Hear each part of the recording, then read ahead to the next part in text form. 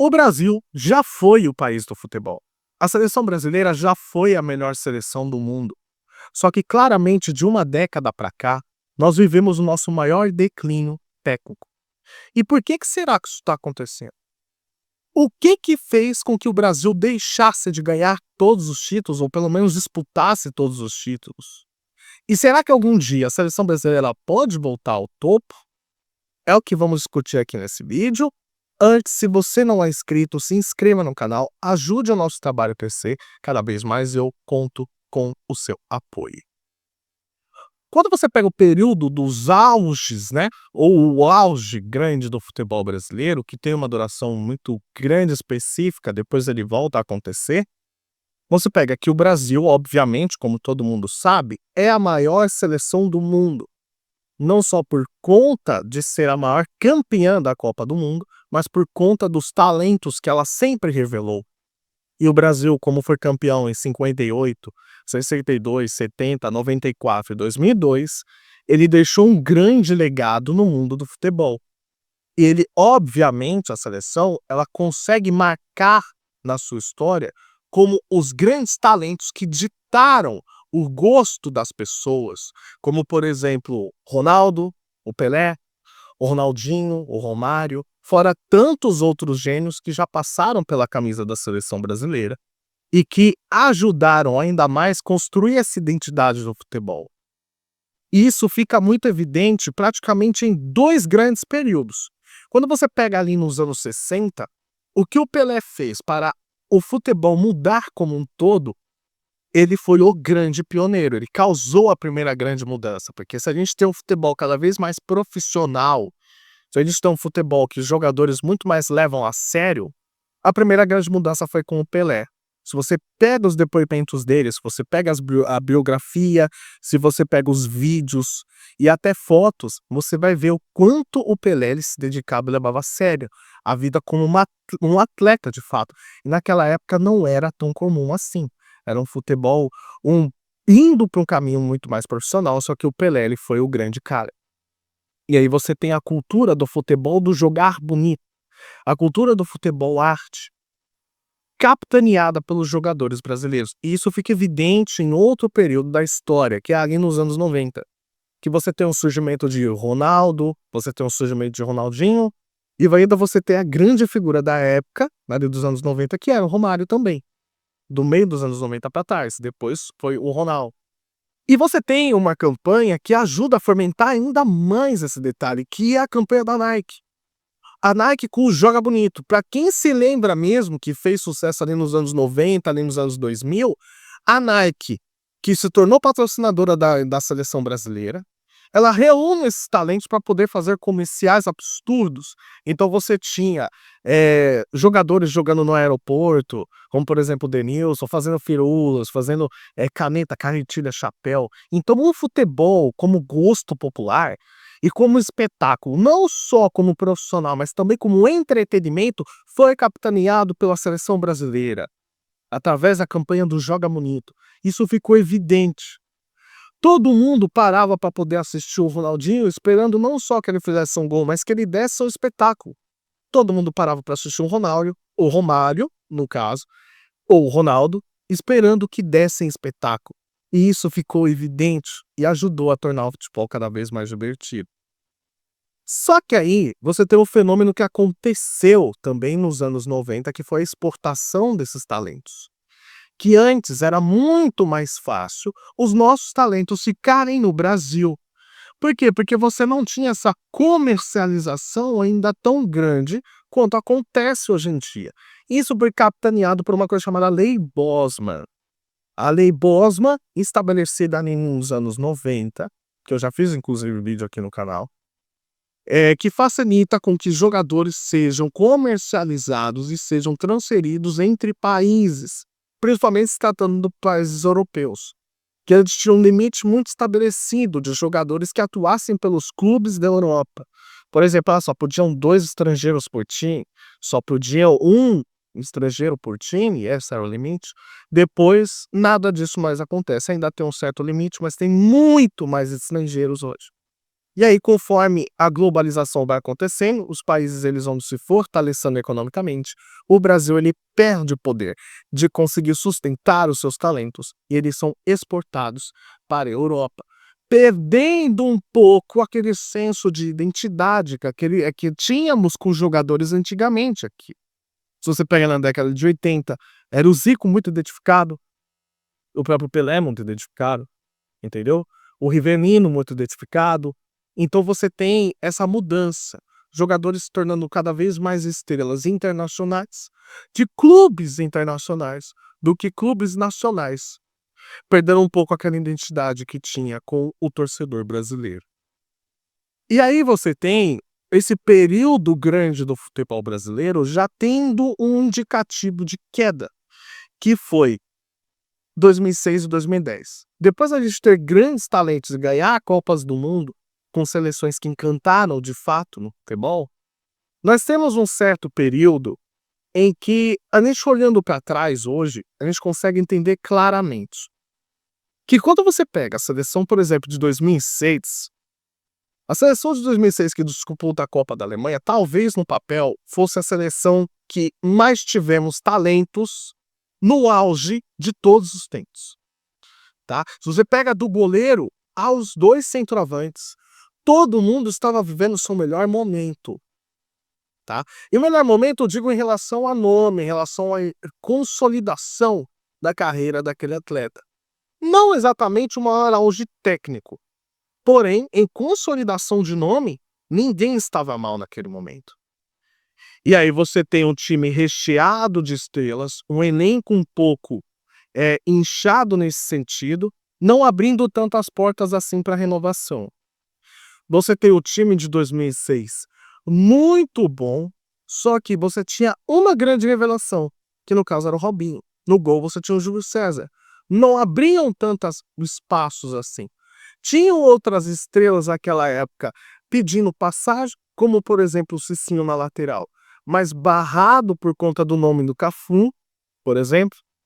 E aí você tem essa certa dificuldade de testar novos esquemas. E com isso ficou muito estabelecido que o Parreira ficou muito refém daqueles jogadores, não conseguindo fazer mudanças táticas, por exemplo. E aí você tem o time de 2006 muito envelhecido, você tem o time de 2010 também, apesar de também ter um bom time e ser favorito para ganhar a Copa do Mundo da África do Sul. Sendo assim, você não abre tantas possibilidades, como eu falei. E você une a isso também em dois momentos que são problemas certos de preparação. Que é o seguinte, aqui nós temos dois ambientes diferentes.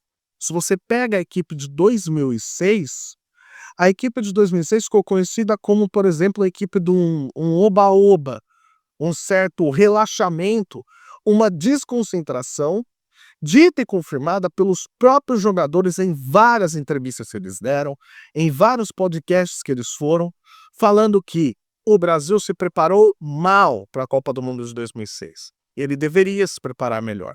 Todos os treinos abertos, com presença de públicos, faltando concentração.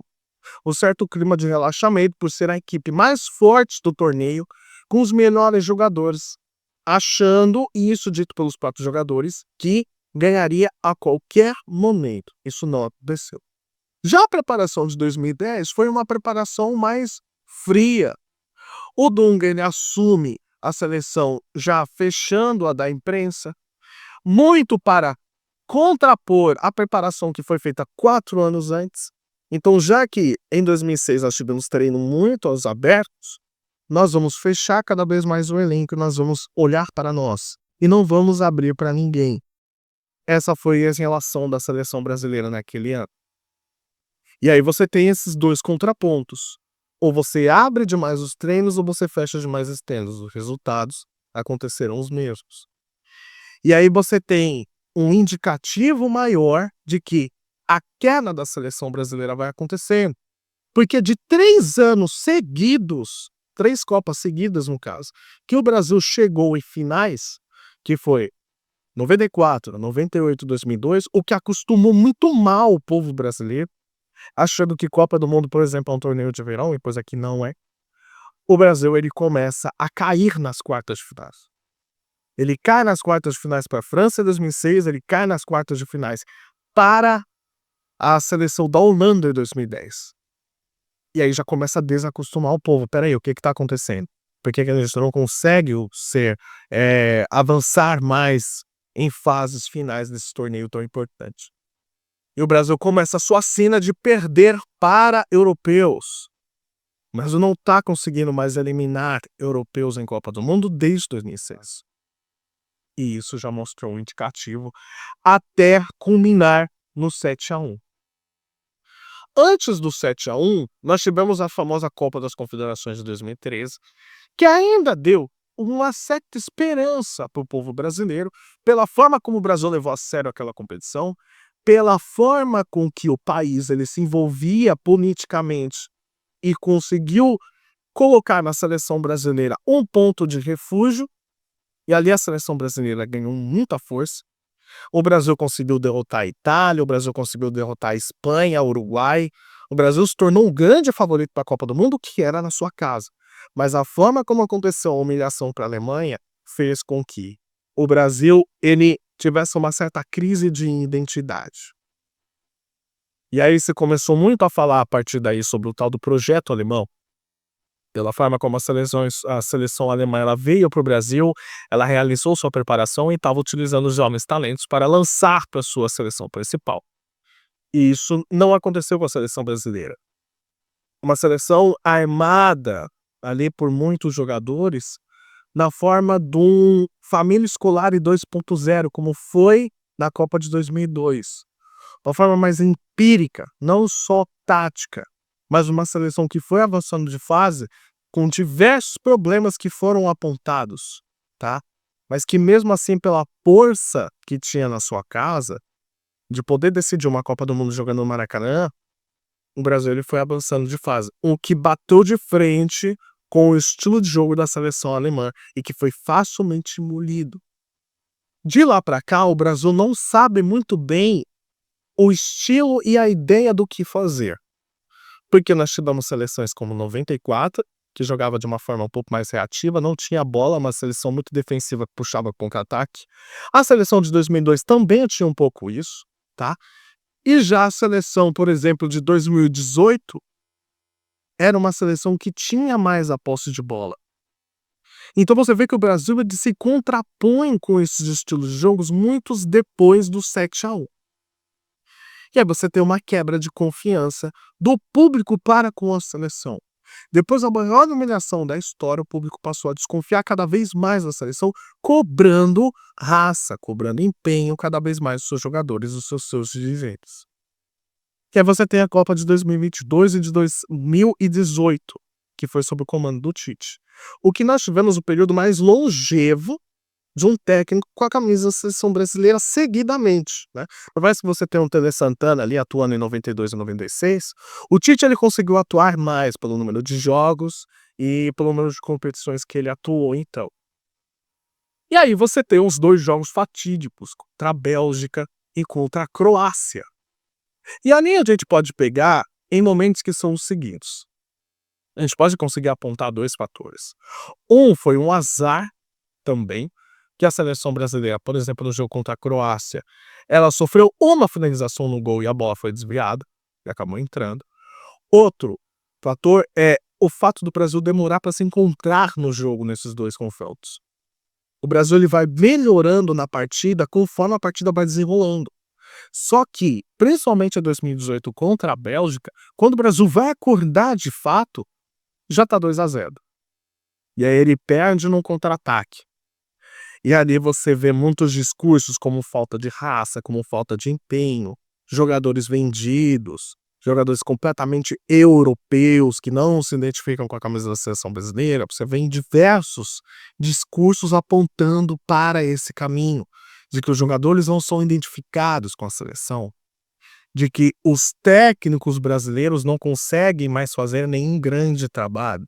E aí você tem diversos declínios, com que culmina na falta de identidade da seleção brasileira para com o seu público. E aí você pegando muito mais as atuações, fica evidente que o Brasil ele tinha poder para ser campeão dessas Copas do Mundo. ele não conseguiu de novo passar das quartas para europeus. E aí sim, engrandece ainda mais a cena da seleção brasileira. Juntando com isso, você tem fatores de escândalos da CBF. Por mais que o senhor Edinaldo Rodrigues não invista muito na base, não olha para o futebol brasileiro, colocando o futebol brasileiro acima para que consiga chegar na seleção brasileira tendo mais opções, porque quanto mais você investe no produto, melhor. Mais atrativo ele se torna e mais jogadores de qualidade surgem para oferecer mais opções à seleção brasileira, você tem uma comissão que se importa muito mais com a venda do que com o investimento. Só que tem um problema aqui. O Brasil sempre foi campeão do mundo tendo péssimas administrações na CBF. A CBF, desde quando era a CBD, nunca foi um grande modelo de gestão. Nós já tivemos o próprio João Saldanha, nós já tivemos o Ricardo Teixeira, José Maria Marinho, quase todos apontados com esquemas de corrupção, presos. Então o Brasil nunca foi um modelo de gestão na sua confederação. Tá? O Brasil ele sempre conseguiu se impor a isso com o seu talento e com o seu time, mas não vem conseguindo isso. E aí você tem diversos fatores de declínio do porquê que o futebol brasileiro perdeu a sua identidade do joga bonito, com o que fez ele ganhar 5 Copas do Mundo. Um deles é que a Europa ditou o ritmo. A Europa entendeu que não conseguia produzir todos esses talentos de acordo com o que o futebol brasileiro estava demandando. Repito, o Brasil é o país que mais venceu bolas de ouro ou premiações individuais como melhores do mundo, juntando bola de ouro com o prêmio da FIFA. O Brasil é o maior vencedor, tendo 8. A Europa nunca conseguiu igualar essa marca. E aí você tem uma mudança de ritmo. Você tem o surgimento de outras seleções que começam a ditar o ritmo do futebol, principalmente a seleção espanhola. E aí você tem, com essa mudança de um futebol muito mais físico, muito mais de empate e muito mais intenso, não priorizando tanto a parte artística, plástica, você tem uma mudança de mentalidade para com seus jogadores. E isso une aquilo que eu falei anteriormente sobre a exportação do jogador brasileiro. E aqui nós temos um grandíssimo problema, porque o jogador brasileiro vai cada vez mais cedo para a Europa.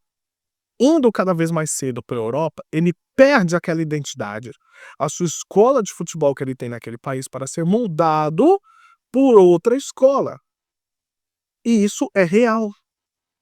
Quando você perde a sua identidade, você é moldado por uma outra escola, e você tem diversos jogadores que fazem parte da seleção brasileira, que são moldados naquele pensamento, você vai fazer com que a seleção brasileira também respire esse ecossistema. Então, se você tem 90% dos jogadores da seleção brasileira atuando no futebol europeu, é claro que eles vão jogar o futebol europeu na seleção brasileira e não aquilo que eles aprenderam de fato no Brasil. E aí por isso que você torna uma certa pasteurização do futebol. A pasteurização do futebol, já dito pelo auxiliar do Pepe Guardiola, que é causado por ele. Eu sou muito fã do Pepe Guardiola, só que o Pepe Guardiola, pela sua última revolução no futebol, tendo a posse de bola como primor de você vencer a partida, e você ser intenso, tem a questão da recuperação, você dominar o adversário a partir da posse, faz com que os outros times e as outras seleções também copiem. Porque a base daquele Barcelona que revolucionou o futebol foi para a seleção espanhola. E com isso a seleção espanhola conseguiu ganhar 2 Euros e uma Copa do Mundo, dominando completamente. Possivelmente depois, a seleção alemã também fez a mesma coisa em 2014. O técnico do Bayern de Munique também era o Pep Guardiola. E aí você tem todos os times, todas as seleções querendo jogar dessa forma, perda de identidade, o que culmina com antídotos para parar esse efeito, Que aí você tem escolas como José Mourinho e o Jürgen Klopp, que fazem com que o futebol se torne cada vez mais intenso, principalmente o Klopp com Gegenpressing. E aí você vê que todo mundo joga da mesma forma. E aí eu tô muito com eles nessa análise de que se hoje você tirar a camisa do Barcelona e botar uma camisa branca, você não sabe quem é que tá jogando. E isso vai para as seleções também. Todas as seleções querem ter posse, todas as seleções querem ser intensas e com isso perde a sua identidade e não iria acontecer outra coisa com os jogadores da seleção brasileira também. E aí você tem a perda daquilo que eles aprenderam dentro do seu conceito e dentro do seu país, que é resolver os problemas com drible.